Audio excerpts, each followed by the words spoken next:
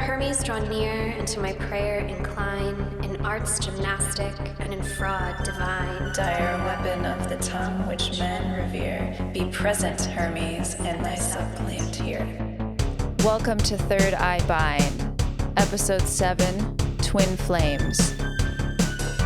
Think you for supporting the show by subscribing, rating, and sharing. Please join us at patreon.com/thirdEyeBind.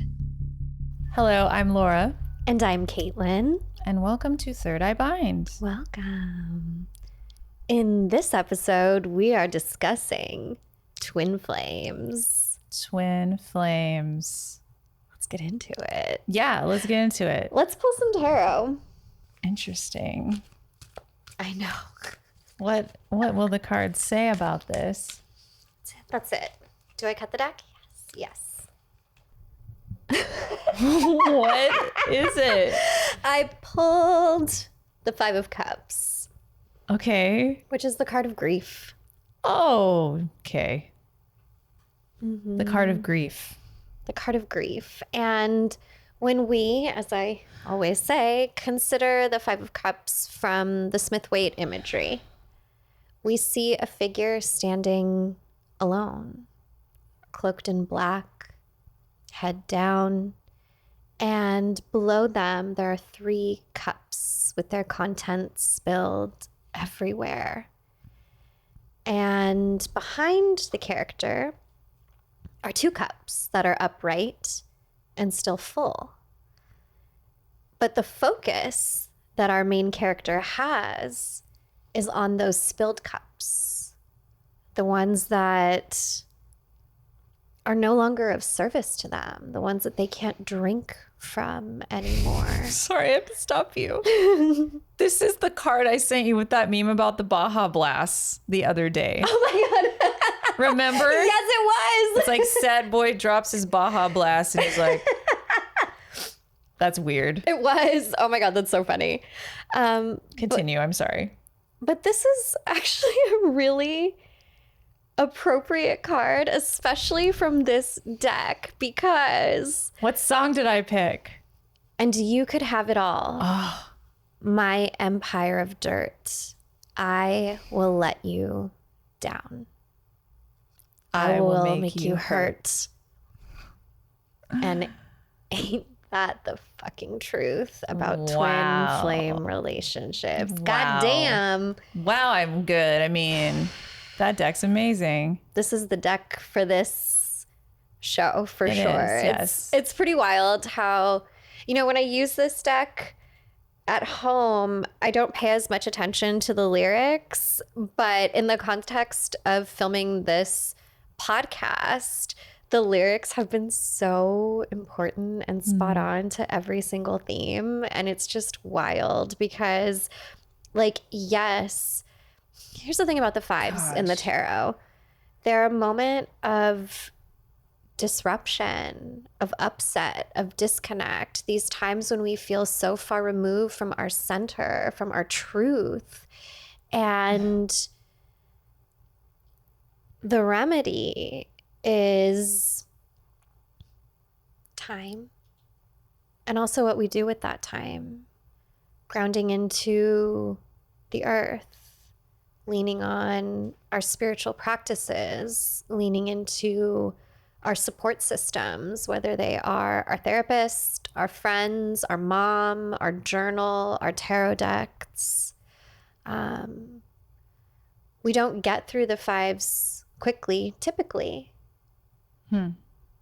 And we rarely are able to push through them alone. We usually need some help that's outside of ourselves in order to make it through.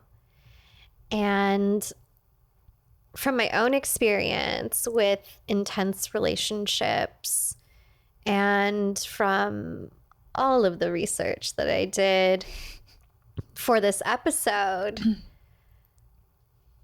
it's wild how grief and passion are so entangled when it comes to this topic. And I think that's what makes it really hard to turn around and see those 2 cups standing up behind us. because we're so deeply committed to seeing those 3 cups that have fallen over work. And the universe is showing us like there's nothing left here. Mm-hmm. But we want more. Mm. And it takes us being able to pick up our heads and turn around to see that life isn't over when these connections have run their course, even though it feels that way most of the time. Mm-hmm. It feels like death. But something that's true in nature is that death leads us to rebirth. And maybe a part of yourself does die when you leave these relationships. But it also, the parts of you that die nourish the soil so that new parts of you are able to grow and bloom and continue on. So I love the 5 of Cups for this. Yeah. That's really specific. Mm-hmm. What the fuck is a twin flame? What the fuck is a twin flame? And where did this idea come from? We've been hearing it a lot in the media with Machine Gun Kelly and Megan Fox proclaiming that they are twin flames. Oh, that's right. That's right. So now it's sort of this, it's got some buzz around it. Right. It's become popular again for sure. And they're probably not wrong. Okay. I mean, but I don't know if that's something that I would proclaim. But when you're in it, they're proclaiming it, but when you're in it, I don't think you typically know that that's what's happening. Mm-hmm. But what is a twin flame? What is it? So, what is it? It sounds pretty cool. I had to dig deep, right? Because I think that there isn't really... Okay, twin flame is something that you hear a lot about in New Age and newer spiritual circles. It's something that a lot of psychics prey on potential clients over, the twin flame angle. It's a good way to keep them coming back for more. But what I struggled to find was like a concrete explanation in these spaces of what a twin flame is. So I had to dig a little deeper and figure out like, where the fuck did this start? And a lot of these websites and books come back to Plato's Symposium. And in the Symposium, Zeus, which is a poem, by the way, or a play, I guess, depending on how you read it. Zeus is afraid that humans have become more powerful than he wants them to be. So he rips them in half in 2. And in doing so, he is able to maintain his authority and power over the mortals. And it also creates this feeling of like separation and needing to come back together. They don't talk about that quite as much in the symposium itself. And then something else that I think is funny is that after he did that, he decided to move everyone's genitalia to the front so that people wouldn't have to fuck like grasshoppers. It literally says that in the symposium. I love Greek shit. Greek shit's wild. Greek shit's wild. But I'm gonna grab my notes for this because I want to get some direct quotes. Right. That's great.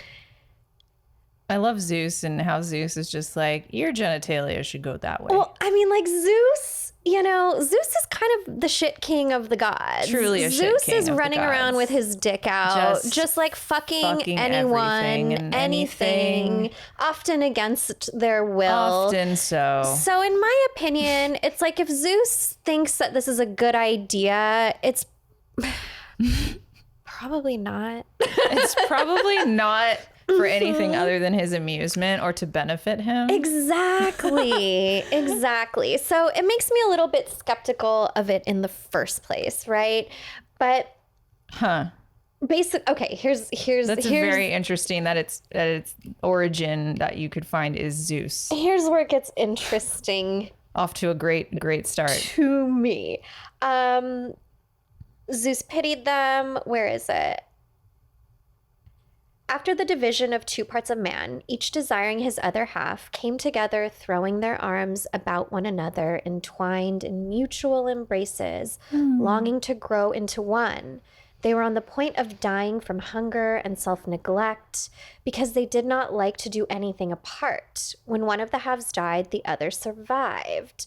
The survivor sought another mate, man or woman, as we call them, being the sections of the entire men or women, and clung to that. They were being destroyed when Zeus, in pity of them, invented a new plan. He turned parts of the generation around to the front, for this had not always been their position, and they sowed their seed no longer hitherto like grasshoppers in the ground, but in one another. Ooh. And after the transposition, male generated in the female in order by the mutual embraces of man. Anyways, it goes on to say that, like, man and women are not the only people. There's also androgynous people, and androgynous people are more than likely the ones to instigate cheating and adultery. And once I got into that, I was like, first of all, What? Sir, Plato. Plato.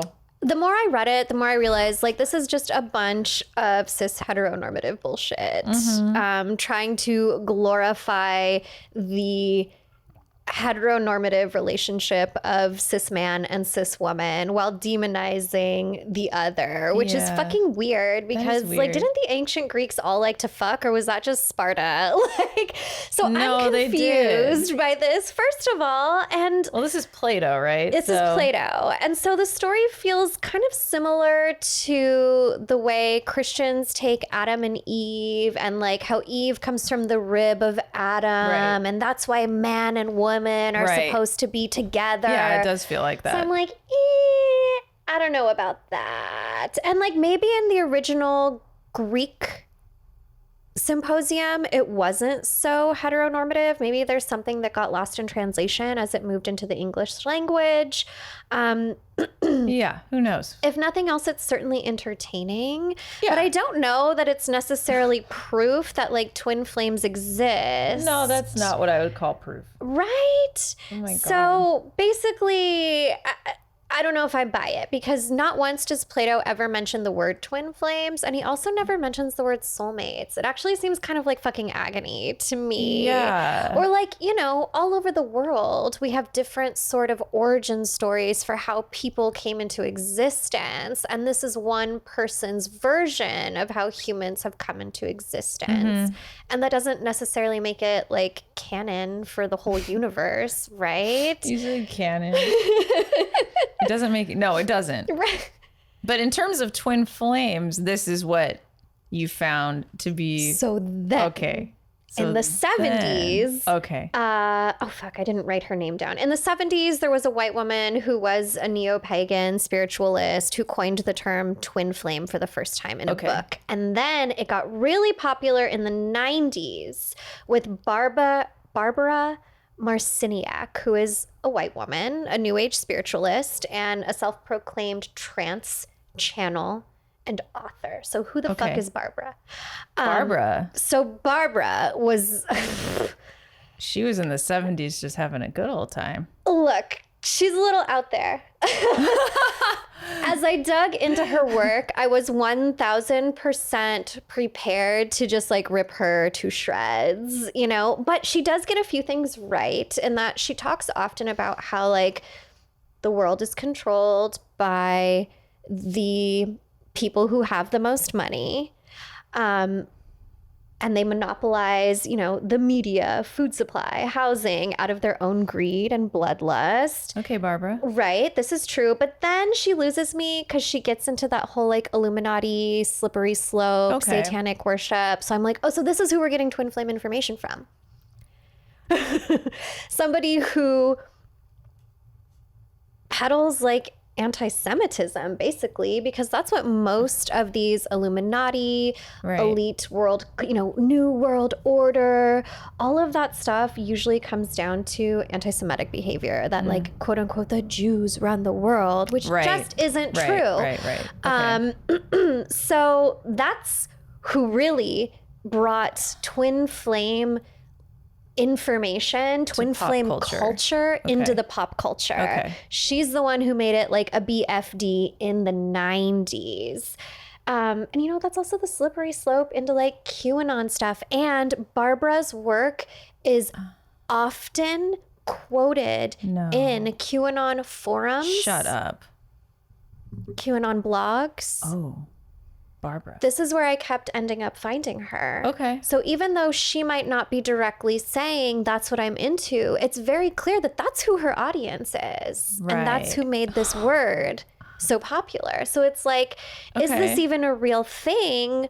Or did she make this up? I don't know. I really can't figure Barbara out, TBH. Like, in a strange way, I don't hate her because she makes some good points about the American government Yeah. and about how Westerners have a lot of misunderstandings about the lifestyles of Eastern culture and any culture that's outside of, you know, standardized Western culture. But I don't fucking trust the bitch. I don't trust anybody. I don't either. I just heard cute about her. kiddos are like, Yeah, she toting. gets us. It's like, I don't know. And this is the person who wrote most of the books that Right. people read that are about Interest- twin flames. Interesting. So I think that's really important to consider. But from what I gathered from her work and the other people who kind of pivot off of her work is that a twin flame match is somebody who you may share a soul with.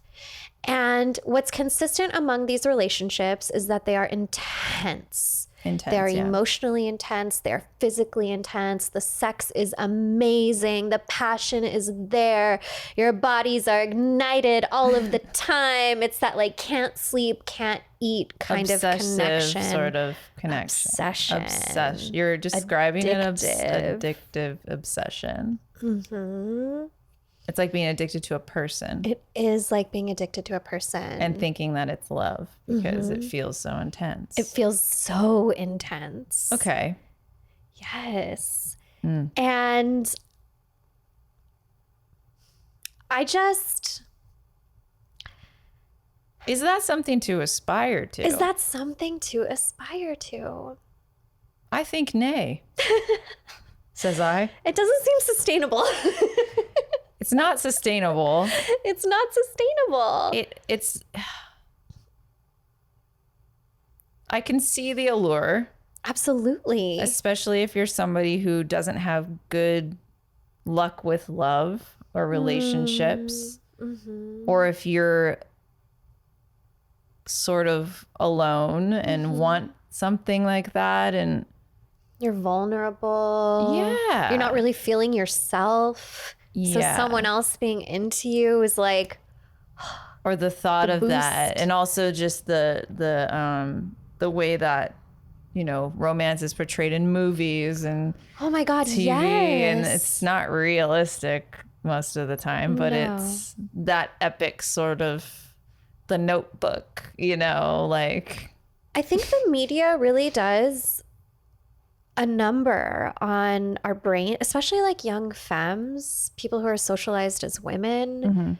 Like it really messes with our perception of what a healthy relationship should look like. Yeah.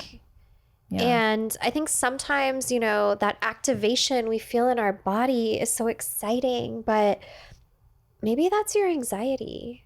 Right. I think you look past a lot of the red flags too when you believe you're in this like twin flame experience. You put that above your basic rights, not rights, your basic needs. Yeah. That you're just taking all these things to make this relationship work because it feels this intensely, and it's very, very unhealthy. But when you're in it, you're in it, or when you want it, you want it. So what are some ways that people are finding their twin flames? Like, let's say I type in twin flame on the internet. What am I going to find your twin flame on the internet? What am I going to find, Let Kaitlyn? me tell you what you will find. A cult. A cult. Literally. Okay, but after I did a bunch of research before I even got to the literal cult. And like my summation of everything that I discovered. They did a lot of research. I did. I got real into this. Because like I've been entangled in intense relationships before. We've both been entangled. Right? Like it just happens, you know, especially when you're in a place of being vulnerable. Which is also when people get sucked into cults, when you're feeling vulnerable, when you're not your best self. I was in a cult in one of these shitty relationships. See? They coincide. I think my acting school was a cult, but that's a whole nother episode. So there's this, it is a whole other episode. There is, if you type our in cult episode, we'll talk about it later. If you type like how to find my twin flame into the internet, one of the first things that will come up is this website called Twin Flame Universe. And Twin Flame Universe is literally a cult. The founders Is it that couple? It is the couple that I was speaking to you about. They're named Jeff and Shalia. Oh, yep, that's them. Jeff and Shalia. Yep. And it's bonkers. It's bonkers. I was listening to a podcast called A Little Bit Culty, and they were interviewing Keely Griffin, who is a survivor of this cult. And something that she talked about was that Jeff prided himself on modeling himself after the guy who founded NXIVM. Yeah. Mm-hmm. Keith Raniere. Yeah. The guy who's in jail now.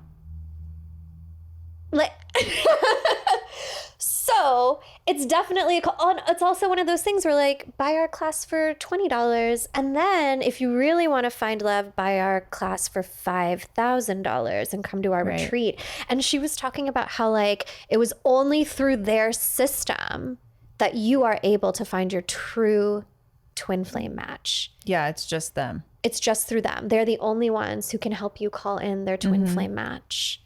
And there's no other way to discover it. But even if we remove ourselves from the actual literal cult that's still active and recruiting people, if you fall down the YouTube hole of twin flames, you find people describing toxic relationships, abusive relationships, or encouraging people to become obsessive. You're not trying hard enough. Keep pursuing them. Yes. Like literally encouraging people to stalk.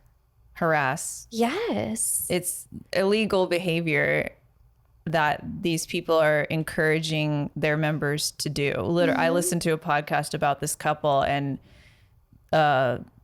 someone from there, I don't know if it's the same person, but someone from their classes was like very entangled with their coworker, and their coworker was like, leave me alone, I'm not into you. And they were like, oh, that's just them being the twin flame. They don't realize it yet. That's what they call it. The chaser and the runner. Yes. So there's a chaser and a runner, and the chaser's job is to chase until the runner relents. Pretty much. That's called stalking. And literally, and then if they would say, I don't know, this doesn't feel right, they'd be like, they'd shame them into it and say, no, that's your fear, or your fear talking. Don't give up. It's so close. And it's just this manipulative behavior. And I do think that this person ended up getting a restraining order against the person that was like, even then, this Jeff and Shalia were like, oh no, they're just doing their thing. Like they'll come around. They had a new relationship. I think they had gotten married. Oh my God. And this person still wouldn't stop. I fell down a Reddit rabbit hole of people posting like asking for legal help because they were going to court. Chasers going to court because their runners were like, you have to leave me alone. Right. And there are some people in the comments who are like, literally stop. You have to stop. You have to go to therapy. You have to stop. They don't want you. But then there are also people in the comments saying, this is totally normal. Eventually, my runner filed a restraining order too, but we're together now. And it's like something that I teach my kids is that pursuing someone relentlessly until they say yes is not consent. No. It's coercion. It's coercion. And abuse. It's abuse. Yeah.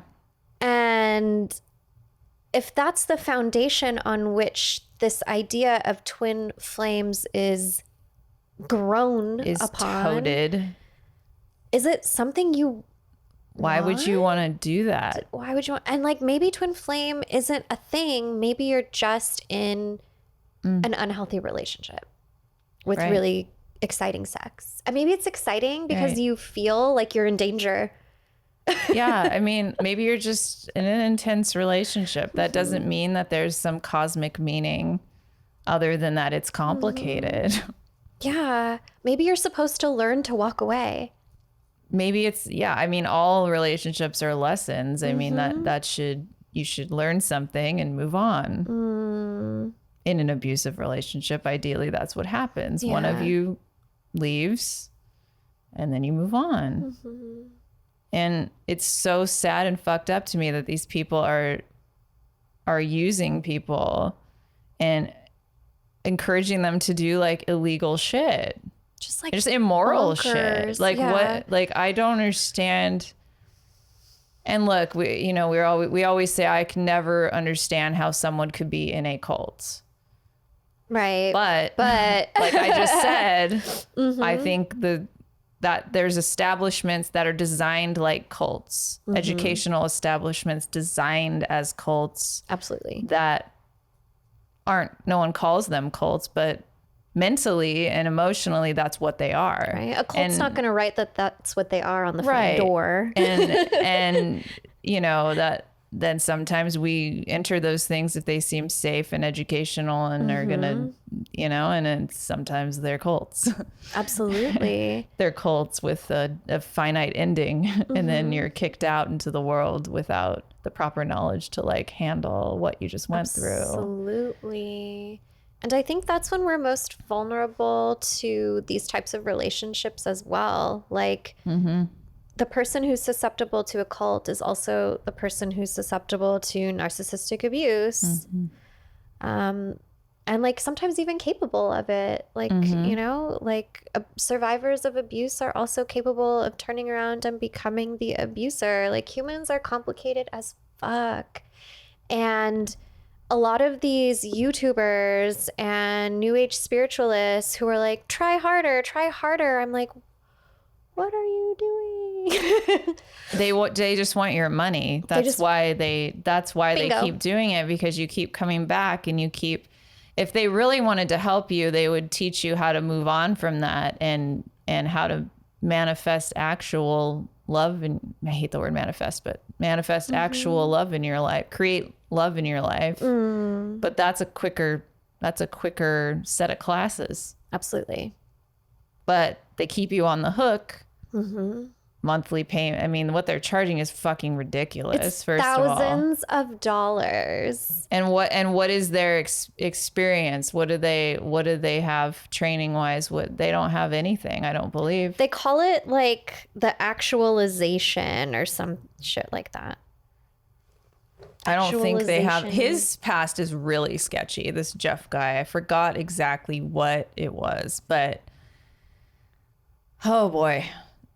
Hundreds of videos online in the past 5 years discussing spiritual wellness and self-love and harmonious union and how twin flames have been designed by God. Oh, there we go. And they encourage relentless commitment to your twin. You know what this also kind of reminds me of? Like how women and non-men in the United States were only able to have bank accounts like a few decades ago. 60s or 70s is when women were actually allowed to have their own bank accounts. Yeah. And vote and stuff. You know how like Christians are all about like anti-divorce. You have to stay in it. You have to stay in it. You have to stick with it. Yeah. You made a commitment to God. Twin flame shit sounds exactly like that. It sounds exactly the same. No matter how bad it is. God made these, but the difference is it's even worse because these people aren't even committed. No. Like, at least if you get married, you're at least in a consensual marriage that then you're stuck in forever, says God or the church. But this is even worse because this is like, oh no, there's no consent at all, but you got to keep stalking them Yes, some of these until it works. some That's of these a lot. chasers are going after people who don't even know they exist. Or know them as their stalkers, and that's it. Like, it's that crazy bitch that or what's his that name? crazy dude that Speaking of The Notebook, the guy who's married to Eva Mendes Ryan Gosling had had a stalker who believed she was his twin flame, and she like showed up at his house. like a fan or like pre-celeb status. He had already gotten married and had a baby. Oh my God. Showed up at his house because she was certain that she was his twin flame. Oh. And that they needed to find each other. And she was sending creepy letters to like Eva Mendes, saying creepy stuff about their baby. No wonder they don't go public very often. Right? That's why we never see them. They're very private. Don't blame them. I wonder if they were encouraged by somebody to do that, or if they have some sort of mental illness or delusion. But even like if you aren't a member of the twin flame universe, it's really easy to get lost in like all the blogs and there's so many people on YouTube like talking about twin flames. And I think it's just because it's like a hot topic. I don't know where it falls on the It's like a fun algorithm of what you Google, search index, whatever the fuck. It's fun. I mean, I made earrings that say twin flame. I did like witchy candy hearts, and it's like hex you later, twin flame. It's just it's in the zeitgeist. It's cute. Yeah. I don't regret it or anything, but when people are taking it seriously, and all you have to do to put something out there nowadays is to write a blog about it. And then when you Google it, it's there, and then people think it's true. That's the wild part. Like, nobody takes time. Well, I'm not going to say nobody, but you're right. Like, people will do one Google and watch one video and automatically assign authority to the person who's talking to them. Yeah. And that's dangerous. That's so dangerous. Some of the things that that came up, I noted some dangers of the twin flame myth. One, most people make the mistake of thinking that a twin flame means guaranteed love, guaranteed relationship. Usually when they meet, they make their heart race, our skin tingle. Again, that could be your anxiety. That could be your body trying to warn you. Maybe you're horny. Maybe you're just fucking horny and you're down to fuck, which like... Maybe you're down to fuck. Good for you. Maybe that's just like an intense physical attraction. Which can be just that. Yeah. And I think that sometimes we want it to be more and it's not. And that's when we get caught up in these situations. It definitely exploits the human need to feel seen and feel loved and to feel special. Yeah. Like, I'm different. This relationship's different. No one else can get it or ever understand. What I have with them is special. And so if they treat me like shit, it doesn't matter because this connection is so rare. It's cosmic. We've been together for many lifetimes. But it's like, maybe you have been together for many lifetimes and it didn't work in any of them.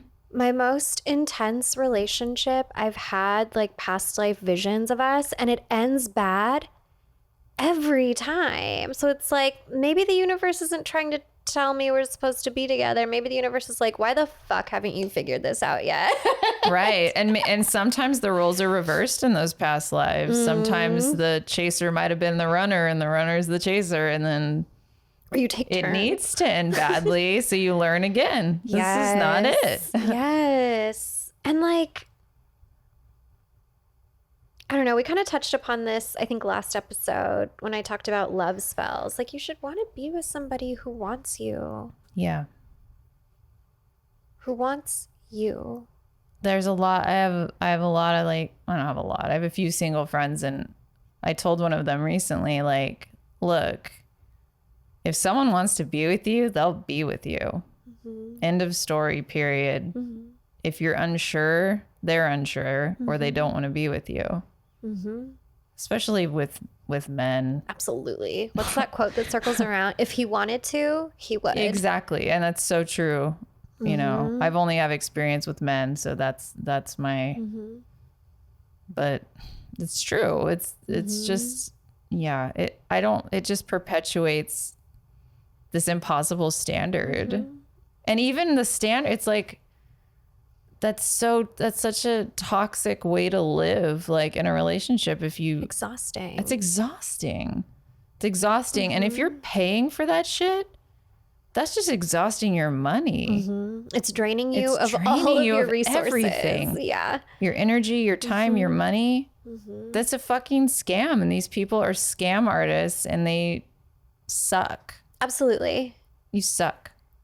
It's mean. I think it's a way to keep people locked into abusive relationships. But they're my twin flame. But they're my twin. They're the other part of my soul or whatever. Absolutely. That's so heartbreaking that. And also I think it like makes this confusion of like one person is healing the other. And while I do believe in a healthy relationship, we challenge one another to be the best versions of ourselves, to continue to grow as humans, especially if you're in a long-term relationship. Like you are going to go through a million deaths of yourself together. But to put one person's healing entirely on the other person is not fair. Like my partner and I grow together because we live in the same house and we talk about the things that we're going through together because we've committed to life together, but ultimately we're each responsible for our own personal growth and we don't make it the other person's responsibility to fix us. We support each other, but it's not, I don't know, extractive of one or the other. And I think twin flames kind of like, it's a lot of pressure. It's a lot of pressure to say like you're the other part of my soul, and that can be romantic and that can be healthy, but it's for me it's a lot of that's very, very intimate to say. And like I'd rather be with a whole person. I want a whole nother person. I don't want half a person that makes me. I don't think I need another half of me. Like I'm a whole Laura. I don't need a man, half of a man to make me whole. I think or that's for me a man, but yeah, a person or whatever you're into. But truly, oh my God, can you imagine if your twin flame was dead? Like your twin flame was a ghost. So you're like, have you seen Like, that you're like person always- who married a ghost? That's what I'm talking about. No, I didn't. But what is that She's possible? this woman who like had a marriage ceremony to a ghost who she claims is a pirate. Oh my God. But also, okay, here's what I will say about that. Yeah, what do you... Marriage to spirits is not uncommon in a lot of spiritual practices to be married to a spirit, but it's usually something that happens in closed practices, and it's something that happens after quite a bit of divination and ritual, and it's a very like serious matter. And Is it more like symbolic than literal? Or is it literal? It's pretty literal. Okay. Like sometimes Like are you behold like how I don't know if you know the like how literal like how what's a day to day when you're married to a spirit? Okay, so in certain traditions, at least the ones that I'm familiar with, like being married to a spirit can mean that you cannot marry yourself or commit yourself to another human being. Right. It can also mean that No if cheating. you do have another human being, you might have to have like a separate room where some nights you sleep with your spirit and some nights you sleep with your partner. Isn't that wild? But it's cool. real. That's cool. But like coming back to twin flames, and honestly, I think you hit the nail on the head with the most important Did I? thing. You did. Is that we are each whole Yeah. as we are. Whether you have a partner or not, whether you've Yes. ever been in a relationship or not, Whether you've ever had sex or not. you are born whole. You are born whole.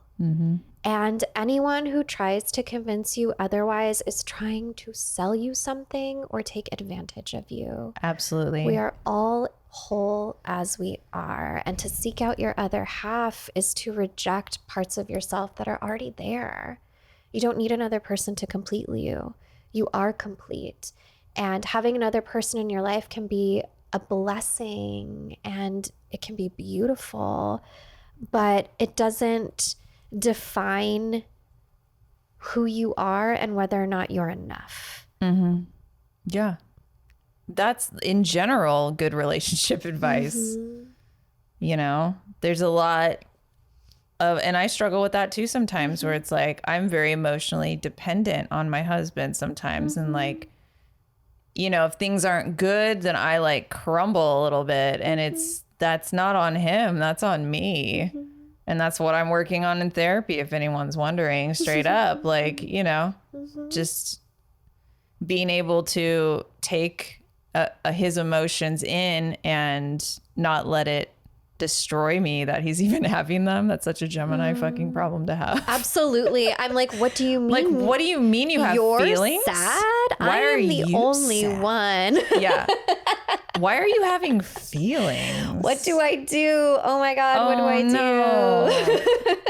That makes me feel, yeah, it's pretty funny. But that's, yeah, in general, that's an issue with, you know, regular old relationships that aren't twin flame. And then why would you add on this layer of like twin flame? A layer of chaos. A layer of chaos.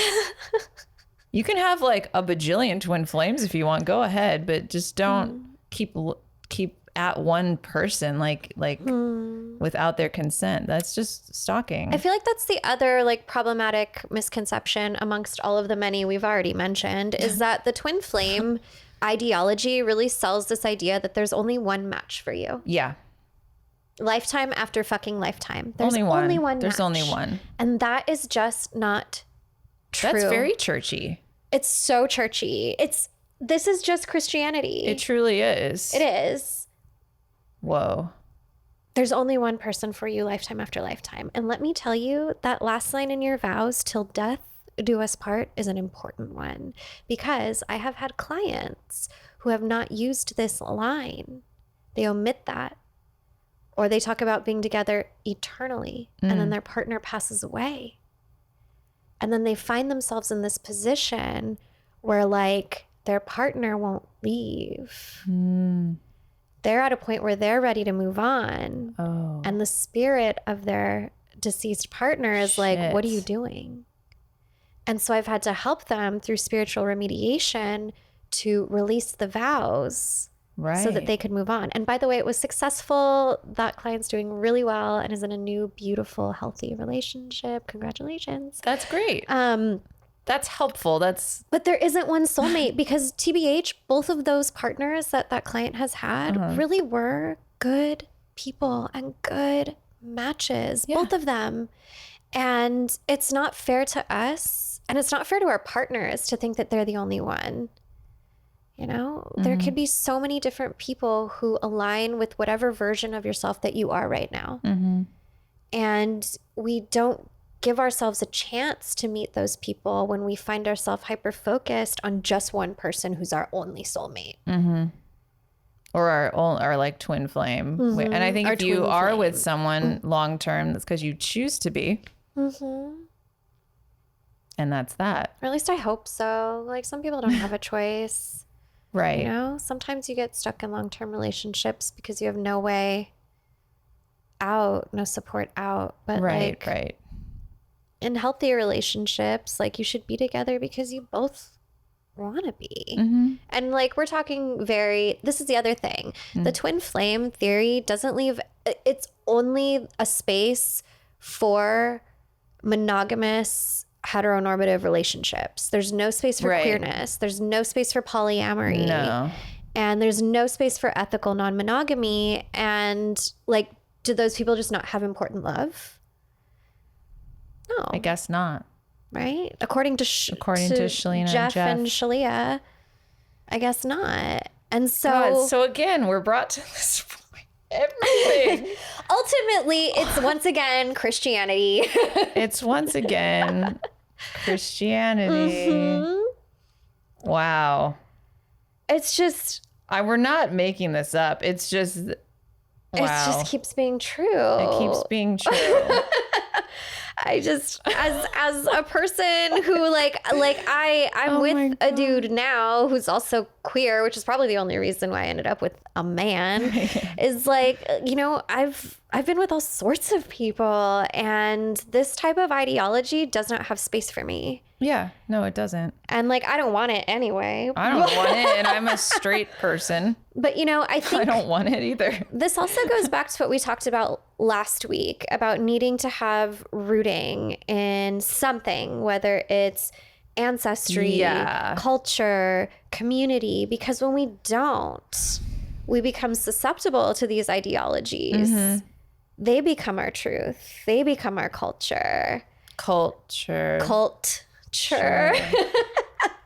Truly, that it's a wandering soul, sort of. It's like you're a wandering soul and you need a home. Like, that's vulnerable, and that's what people they look for and prey on you for. You're delicious to somebody who's predatory when you're wandering and lost and unrooted. And like you said, when you Google something and you assign authority to someone over you based on nothing, that's where the rooting comes in. Even with that, even rooting the authority. It's like, okay, who are these people?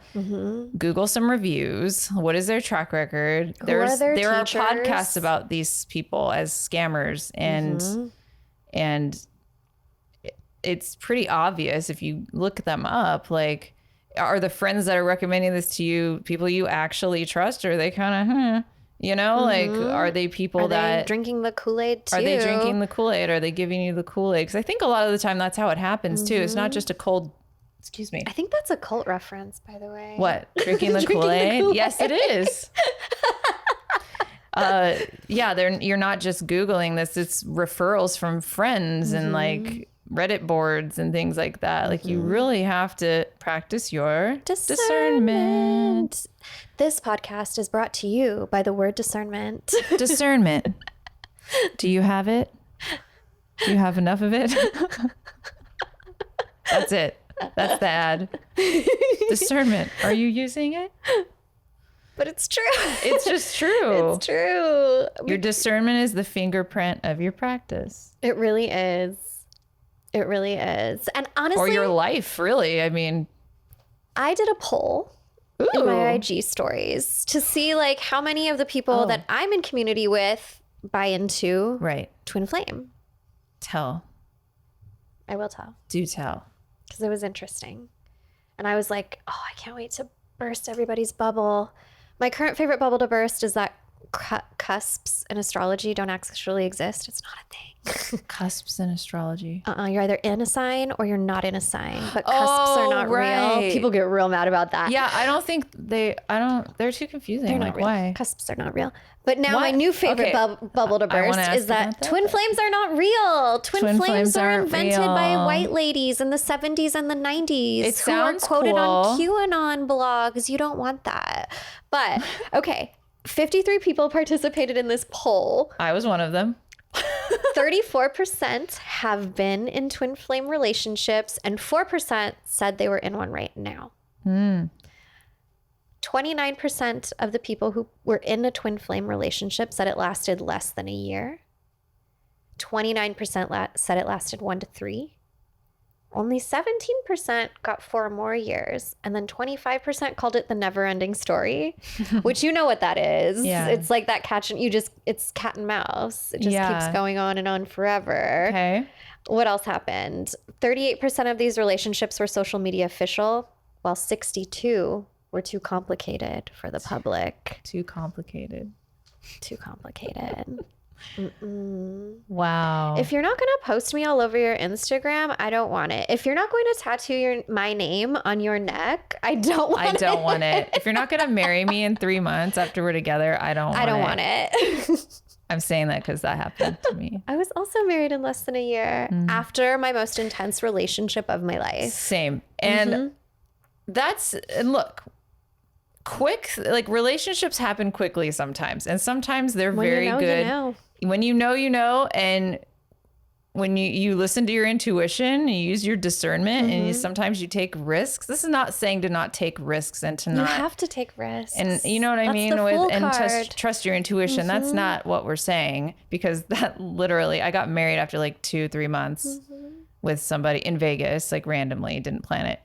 And it just happened. But it happened is the point. It happened mutually, and that's beautiful.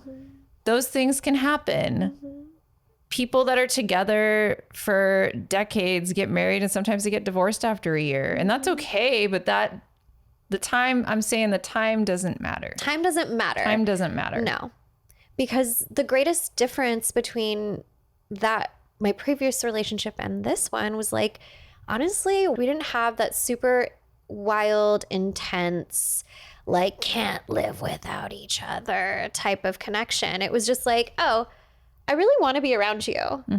Every day. I really want to be around you all the time. Yeah. That And comfort was I'm nice. okay when you're gone. Yeah. I like missing you. And I'm not afraid every time you leave the house that you're finding someone else. Yeah. Trust, comfort. So much trust. These are good things. Exactly. I was going to mention too that I think a lot of twin flame-esque relationships play into addiction.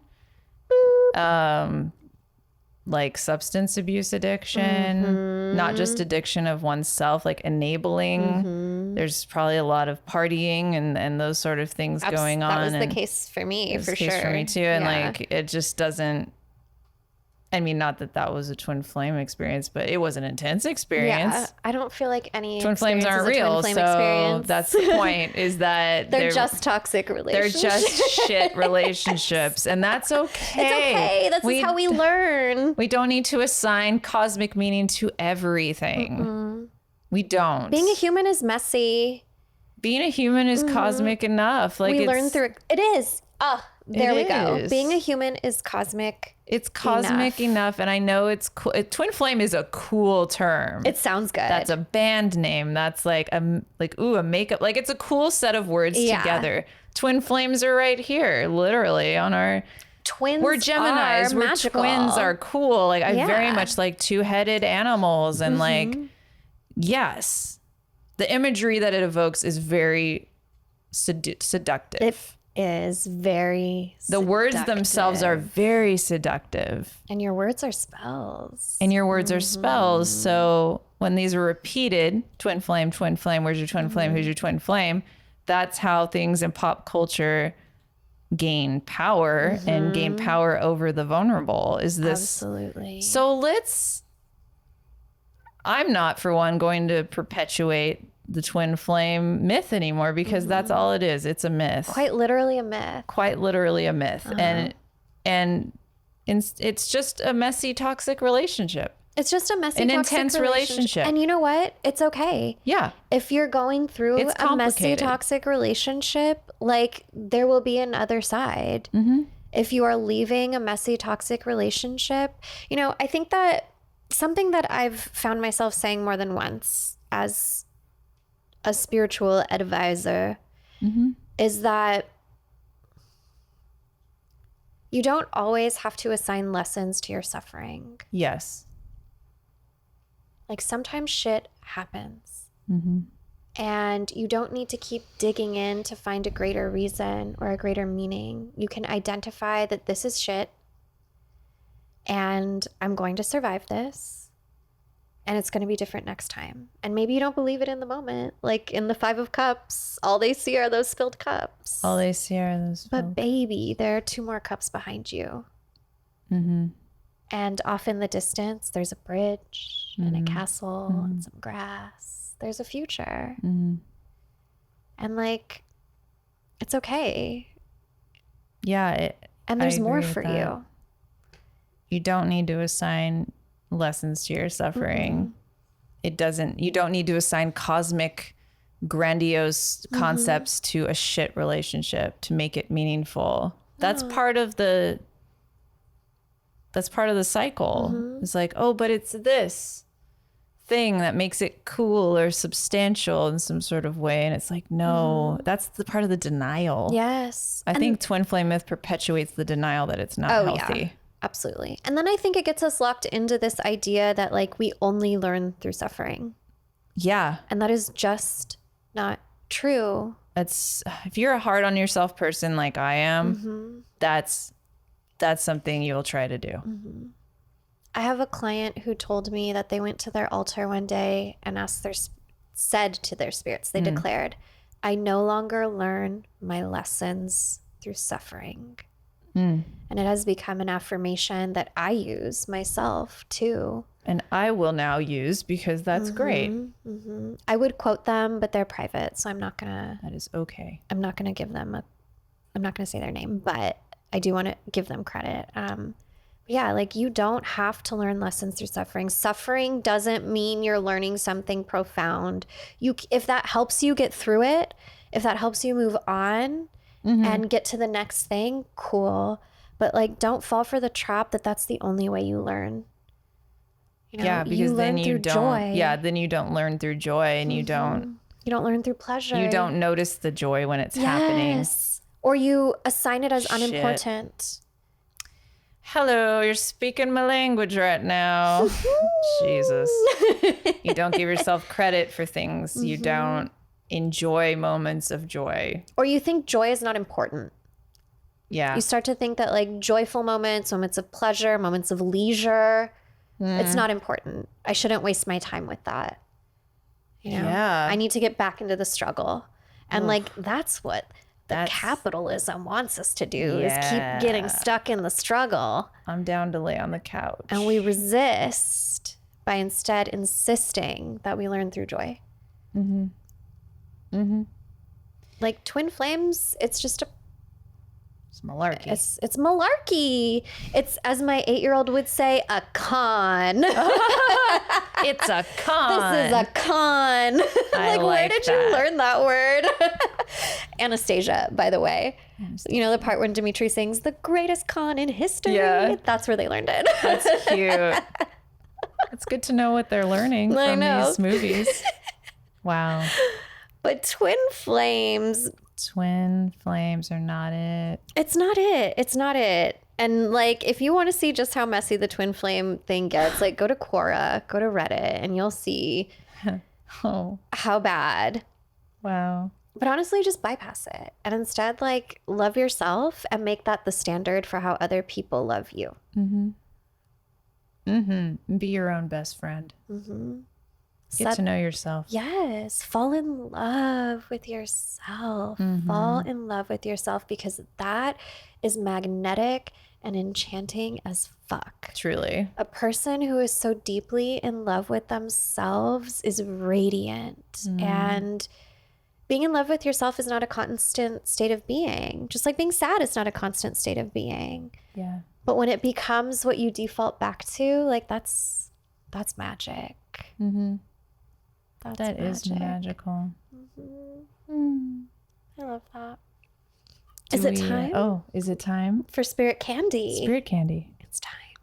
Spirit Candy. Channeled messages from our spirit guides. I You have a good spirit one. Candy? I don't have any spirit candy for you today. I'm sorry.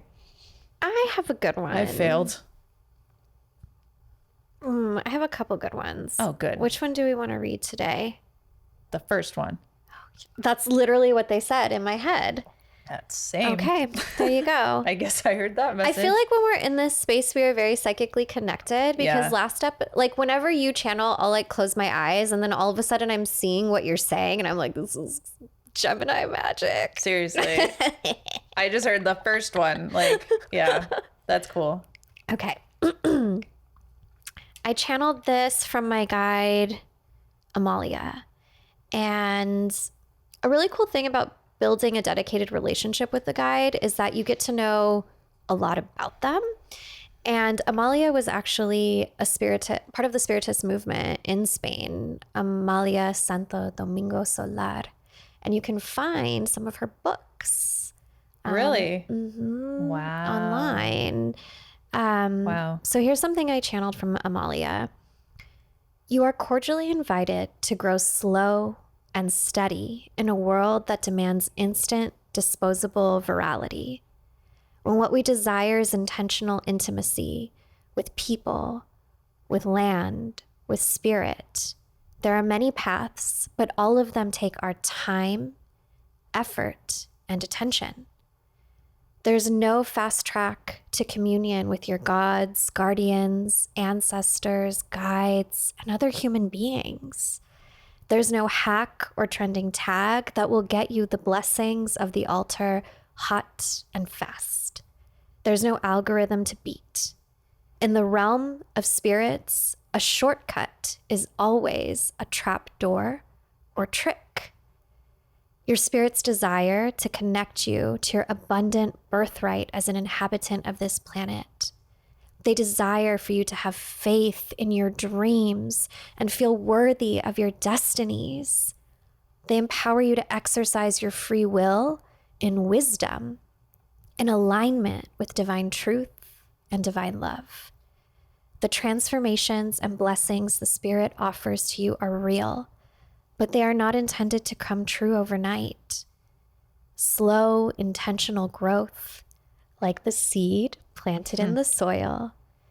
Your first sprouts are the roots which dig deep into the earth, grounding you into land, your foundation.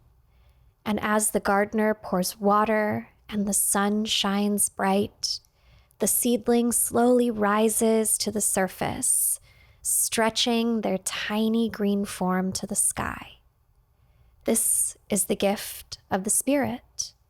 This is the growth of the Spirit.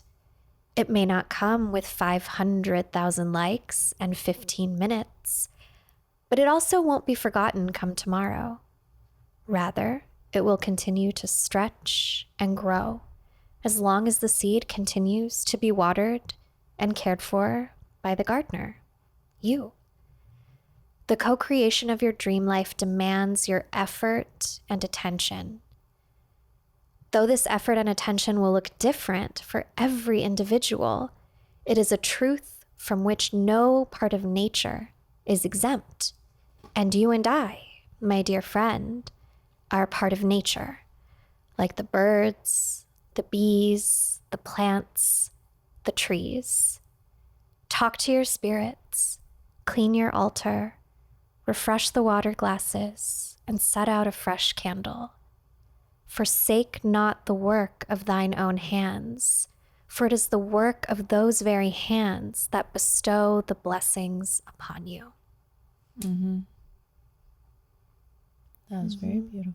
More garden agenda. Garden agenda. Spirit garden. Spirit garden. Spirit garden. This episode is brought to you by Discernment and the Garden Agenda. Seeds of discernment. Seeds of discernment. TM that immediately. Mike. Shit, don't take it. Don't take it. I can't afford to TM anything TM right it now. before the show airs. Oh my God, that's so good. It was a good one. Do we want to take a question from the Third Eye line? Yeah. Okay. Do you have any, or you want me to pull one up? Let me see. See what you've got. Let's see what we got. Okay, I have one. That goes along with. I have one that goes along with that spirit candy. I think it's relevant. Advice for those who. I'm sorry. Vampire Noises wrote. I love everyone's Vampire handle. Noises. Vampire Noises. That's a good handle good to have. band There's no name. underscores or anything. Lucky. Advice for those who no longer feel powerful in their craft/spirituality. Vampire Noises. Well, first of all, know that you are loved and welcomed into our space. And that you are not alone in having an ebb and flow of power source. I would say get to the root of why you don't feel powerful. Don't shame yourself for it. Instead, ask yourself, what is the real issue here? What is going on? And sort of take stock of, is it a situation that you're going through? Is it just a general burnt outness of it all? And really connect with yourself in that way and ask, what is the real problem here? I know when I don't feel powerful, it's because for me, again, with social media, I'm just, my energy is elsewhere. And I need a lot of time alone for my practice, and sometimes I don't get that. I don't allow myself that. And that affects how I feel. And also reading too much about what other people are doing spiritually, I don't ever do that really. I don't inundate myself with information from others because it messes with me. It sort of, what's the word I'm looking for? Disappoints me when I feel like a little hope. There's a lot going on right now in the world, you know. You got to hold on to the things that make you feel hopeful and powerful. So I would say check in and see what, maybe there's something in your life that's going on that you can seek out if you need some therapy or if you need some spiritual therapy or counseling. Yeah, that's where I would start. What do you think? I think you said some really beautiful things. Oh, thank you. I think that there is an ebb and flow in our spiritual practices. And I think there is an ebb and flow in our spiritual practices. And it's really normal to go through periods of time where you don't feel as deeply connected or your spirits don't seem as loud as they normally do. And quite often I find there are two things that are going on. One, it's your environment, like what's happening around you. And right now, things are fucking stressful. As we're filming this, like we just found out that Roe versus Wade was overturned. They're probably going to start fucking with queer families next. Gay marriage. A week ago, 2 weeks ago, we had multiple mass shootings across the United States. It's really normal to feel hopeless and helpless right now. Yes. And powerless. Powerless right now. And I'm going to say it again. You said some really important things. No, go ahead. It's joy. Like rooting into the things that bring you joy is what helps pull me through it, at least. And what brings you joy doesn't need to be big or complicated. What's your favorite cartoon? What's your favorite thing to drink? Snack. What's I your love to favorite eat. snack? We got pizza today. Oh my God. And it brought me so much joy. Sincerely. Sincere joy. Yeah. Like it's really those little things. Who's your favorite person to hang out with? What's your favorite t-shirt that's in your closet? Finding all these little tiny bits of joy that you can ground into are really helpful at helping us, helping me. I talk about myself in the plural a lot. I've heard that's also an autism thing. Really? Yeah. It's we. But it helps me significantly when I start rooting into the tiny things that bring me joy. Because when I give attention to the smallest things that bring me joy, they expand, right? That's science. What we focus on expands, grows. And that doesn't mean that the world around you won't feel hard, because this is a hard time to be alive. But it will help you find grace and peace through the struggle. And it will help you find your way back to what does help you feel empowered. You know what really helps me? Laughter. Fuck yeah. Levity. That's why I am the way I am, is because levity is my love language and my everything. Watching a funny movie. Laughter is so underrated and unappreciated. It really is a spiritual cleansing. It is laughing. so cleansing. So look, watch your favorite comedy. Sometimes that just jolts me back to, or allows me to sort of step away from what is happening. And I'm never not going to laugh at Dumb and Dumber, you know, like that's my kind of humor. So it can, watching your favorite movies or. It's the little things. And also like, when I find that I'm disconnected from my spiritual practice, getting back to the basics is the most helpful thing for me too. Am I cleansing? Am I taking time to ground into the earth? Am I being of service to my altar, replacing the water glasses? It doesn't have to be big things, but honestly, I find spiritual cleansing helps a lot with a lot of things. If nothing else, to help us feel a little better until we check back in.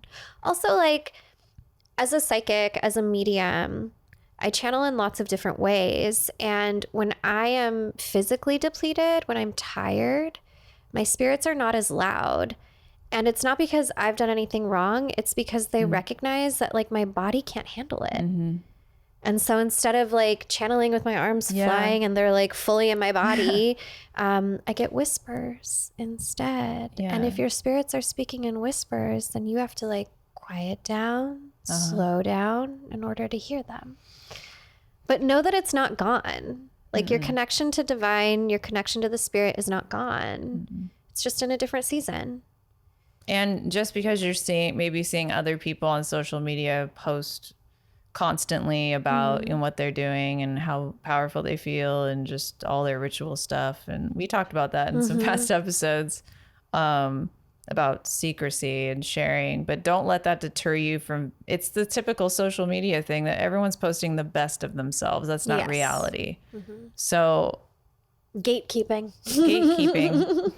Seek out practitioners that show when they're not feeling great and are honest about that, and that are humble about it and relatable. Find relatable witches that you can connect with. Like hopefully we are, and you're listening to now. And that's why you follow me, I'm hoping, is because I keep it real and admit when I feel like garbage, you know? So that's to let you know you're not alone, and that's normal. And yeah, it's been an exhausting few years on top of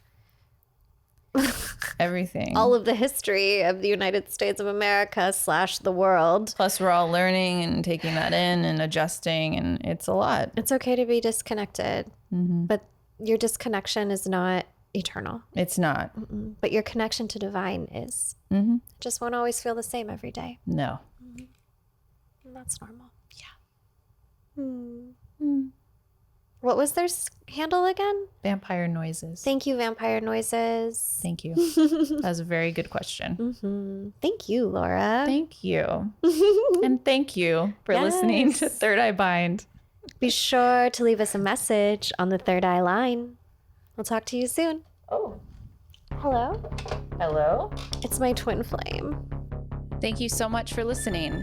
You can follow the podcast at Third Eye Bind Pod on Instagram. There, submit your questions via the Third Eye line by sending us a voice message or text DM.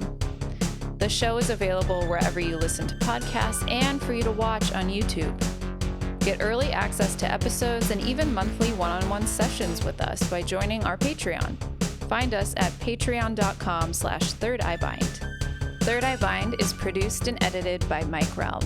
Hosted by Kaitlyn Grania and Laura Wong. Music by Mike Realm. Set design by Laura Wong.